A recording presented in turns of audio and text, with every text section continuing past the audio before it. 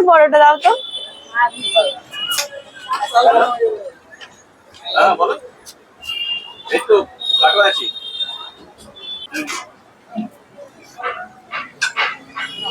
হ্যাঁ হ্যাঁ হ্যাঁ হ্যাঁ। তুমি আমাকে এটা কি দিলে? পরোটা তরকারি খাবো না? আমি তোমাকে বলেছি পরোটা দিতে, তুমি পরোটাগুলো ছিঁড়ে দিয়েছো কেন? हे प्रभु হ্যাঁ। हे प्रभु हे श्री राम कृष्ण जगन्नाथ प्रेमानंद পরোটা 100 হয় না। क्या हुआ? কেন হয় না? আমি চেয়েছি যখন গোটা আমাকে 100 পরোটা দিতেই হবে। আমি এরকম ছেঁড়া পরোটা খাবো না, পরোটার জন্য একটু ছেঁড়া না থাকে। কেন খেতে হবে না? 100 নেবে না গোটা, ছোট হবে। ছোট নেবে না তো। আমার পরোটার জন্য একটু ছেঁড়া না থাকে, আমি ছেঁড়া পরোটা একদমই খাবো না, আমি গোটা খাবো। হয় 100 নেবে, এটা হবে 100? আরে আমার পরোটাকে ইয়ে করছো কেন? ছিঁড়লে আমি খাই না, আমাকে গোটা দিতে হবে। এ বাবা, ও ঠাকুমা তুমি এত রেগে যাচ্ছ কেন? আমাকে গোটা পরোটা দাও। ওটা না 100 হবে না গোটা। হবে, তুমি দেখো, দাও না, হবে।